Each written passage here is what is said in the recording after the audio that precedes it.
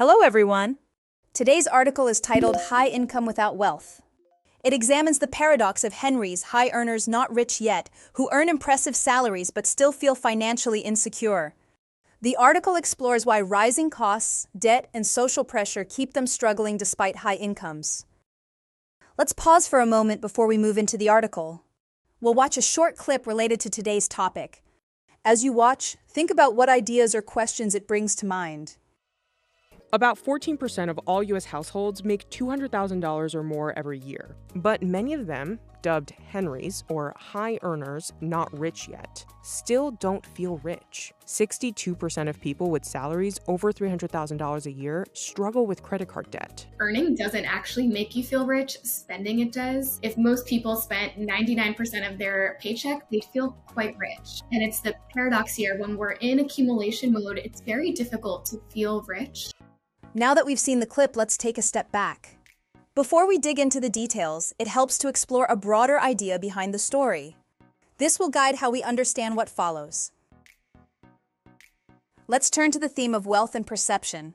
For many, wealth is not simply about income, but about stability, freedom, and values.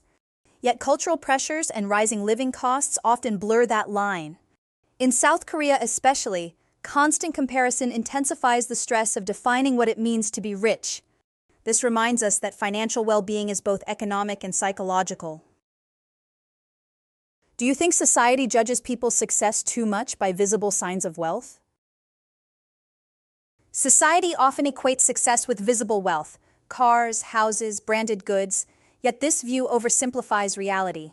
In the US and South Korea alike, high earners known as Henry struggle with lifestyle creep, rising debt, and the pressure to keep up appearances. A six-figure salary may sound impressive, but if spending rises just as fast, breaking even becomes the norm.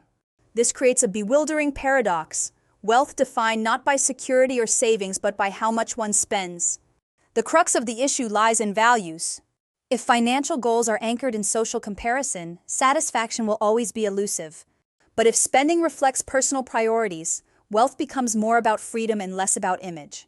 In South Korea, where social comparison intensifies financial stress, redefining what it means to be rich may be essential. Success, then, is not about the paycheck alone, but about creating stability and autonomy regardless of income level. Now, to understand this article better, we need to familiarize ourselves with key vocabulary. We'll go over 3 important expressions. Learn their meanings and see them in action with example sentences. Let's start with bewildering. It means extremely confusing or difficult to understand.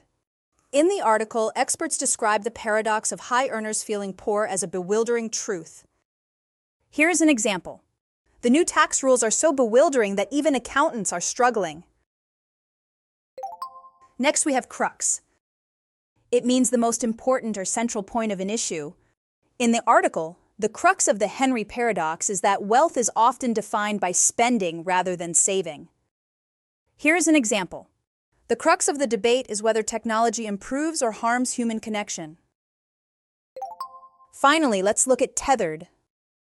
It describes being tied or connected to something in a way that limits freedom. In the article, Korean professionals are described as tethered to housing loans and expectations. Here's an example. Many workers feel tethered to their jobs because of financial obligations. Now that we've explored the main themes and vocabulary, let's reinforce our understanding with a summary dictation exercise. Listen carefully and fill in the blanks. Many high earners, known as Henrys, high earners not rich yet, struggle despite six-figure salaries. Rising living costs, debt, and lifestyle creep leave even $300,000 earners in credit card debt or just breaking even. Experts argue wealth is often defined by spending, not income. In South Korea, social comparisons intensify the problem, making financial freedom less about paychecks and more about values, savings, and redefining what it means to be rich. Let's check the answers and review what each word means. The first answer is struggle. It means to face difficulties or hardship. The second answer is lifestyle creep. It refers to spending more as income rises. The third answer is breaking even. It means having no profit or loss, just balancing expenses with income. The fourth answer is intensify. It means to make stronger or more extreme. The fifth answer is redefining. It means changing the meaning or understanding of something. Well done, everyone! We've explored the paradox of Henry's, why high salaries don't always translate into wealth, and the vocabulary that helps us explain this issue. This article shows us that financial freedom is less about income and more about values, savings, and perspective. So here's a question to reflect on. Do you think South Korea's culture of social comparison makes it harder for people to feel satisfied with their financial situation? We'll revisit this in our next review session. Until then, keep reflecting and take care.